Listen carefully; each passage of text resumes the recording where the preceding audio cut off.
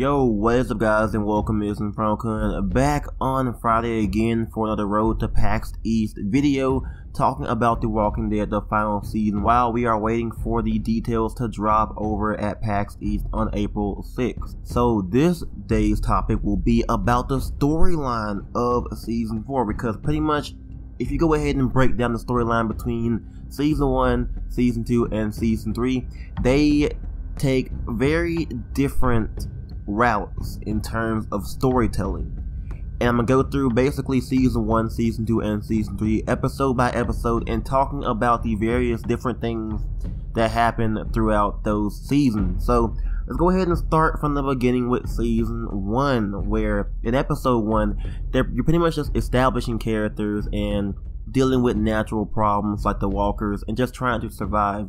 Moving on to episode 2, that's where it's like different from each of the seasons. Okay, you have an issue for that episode, that being hunger, and you have to go ahead and deal with that in various different ways, whether it's pretty much just handing out food or just dealing with another group who has food in return for something else. And then that episode also had a specific villain, of course, the St. John's family. Moving on to episode 3, we have another problem here. We have a problem about meds and food, and then the bandit attack where you are forced to move, also with Kenny's family dying, and then getting on a train to Savannah. Okay, so a lot of things happen. You can see here from episode 2, episode 3, completely different. Obviously you're dealing with the effects from that St. John's family, but you aren't just, they weren't the overarching villain for the entire season, as you can see.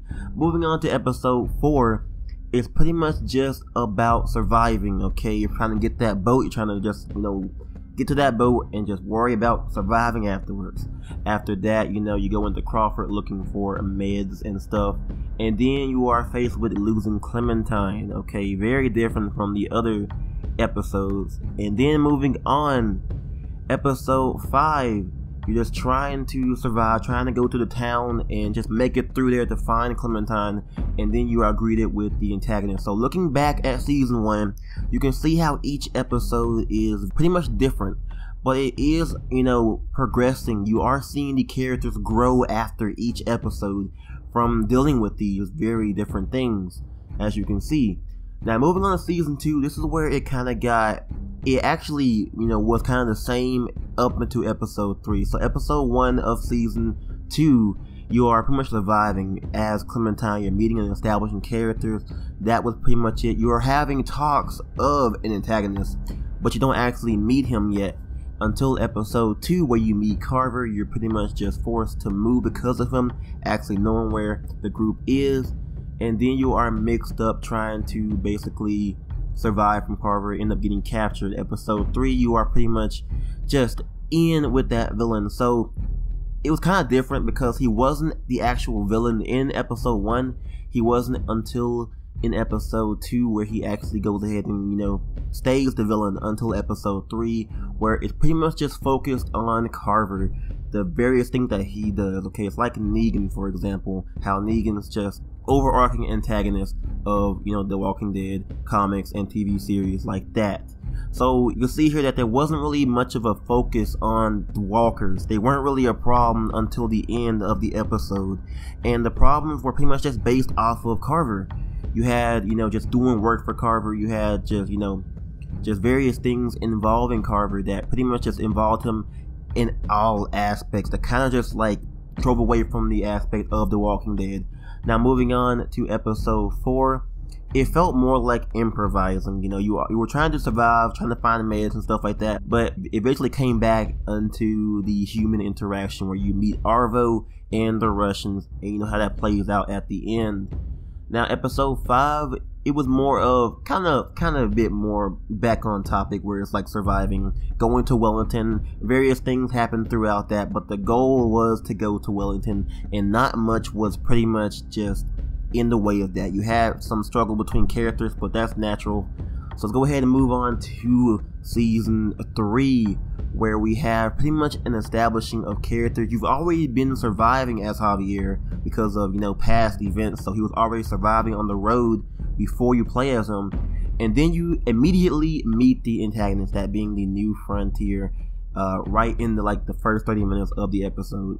Now, moving on to episode 2, pretty much this season was Telltale's really big focus on the human aspect, the antagonist aspect of The Walking Dead, having an overarching villain the entire season, and that being the New Frontier in a way. So obviously you meet them in various stuff in episode 2. In episode 3, you found out, of course, your brothers in the antagonist group. You found out that their group is bad and stuff like that. Just various things that pretty much just involve, the antagonist. There's no worry about food. There's no worry about supplies, barely. And after that, after episode 1, there's really no focus on food or supplies or stuff like that. Episode 4, you're trying to overthrow that group, and you have a mini story about, Javier falling in love with Kate if you chose that route. Moving on to episode 5, where you actually go ahead and take down that community. You have to end up, fixing it, and you go into a little story about, David wanting to fight Javier over Kate, stuff like that. And you can see there wasn't really, you had walker scenes where you go ahead and take down a couple walkers, and walkers are in the way of stuff, various things like that, but they weren't really at the forefront of the problem. The problem was the New Frontier, and at every aspect that was the problem. Now, moving on to what I think season 4 should be like. This is my opinion. If you guys think anything else, could be sure to comment down below. But I think, as I mentioned in my last video, character development is a key. It is essential to the story, okay? Just don't focus on just the family or whatever. Focus on all the characters. But I mentioned that and go into more detail in my last video, so check that out.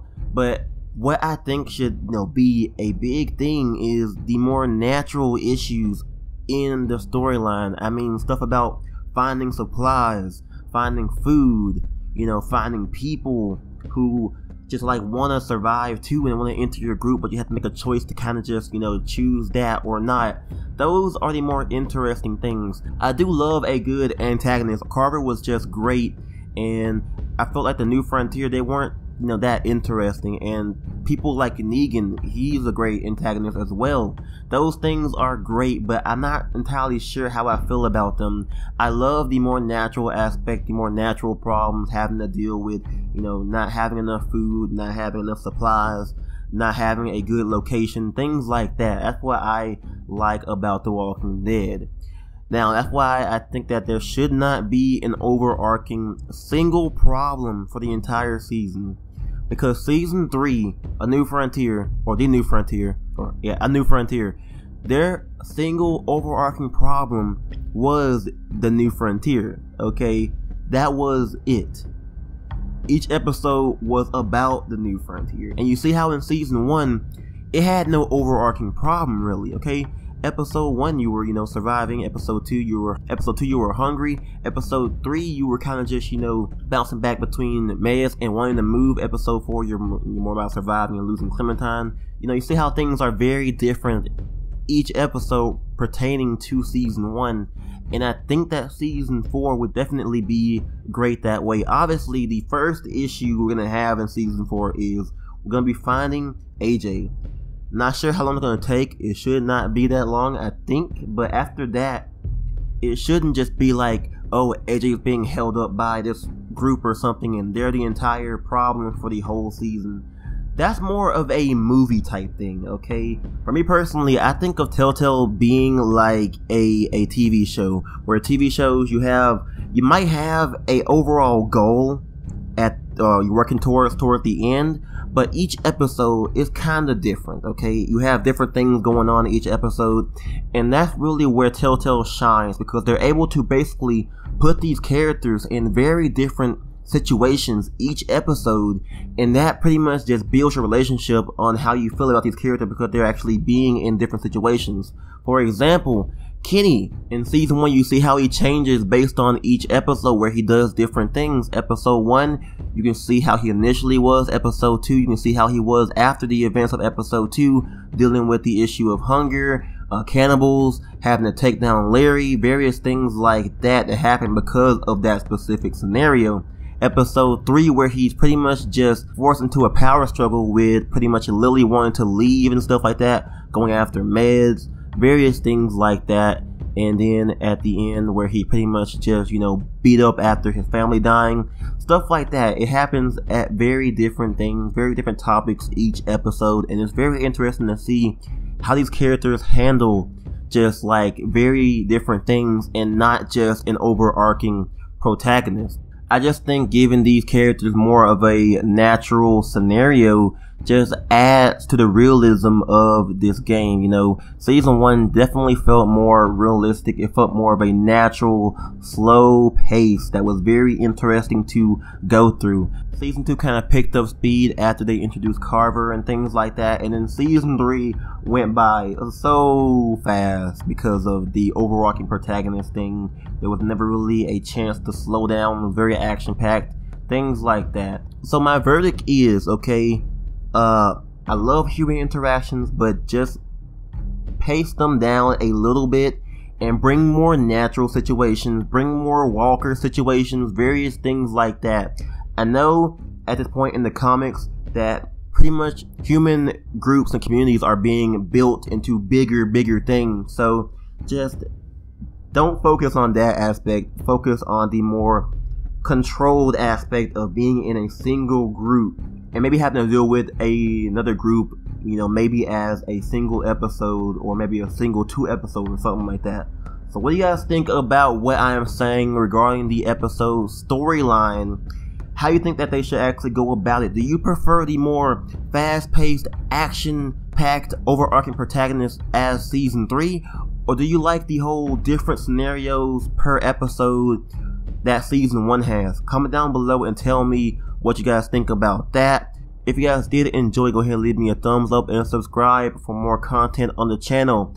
I'm InfernoKun, and I will see you guys next Friday for the next Walking Dead Road to PAX East. Thank you guys for watching. I'm out.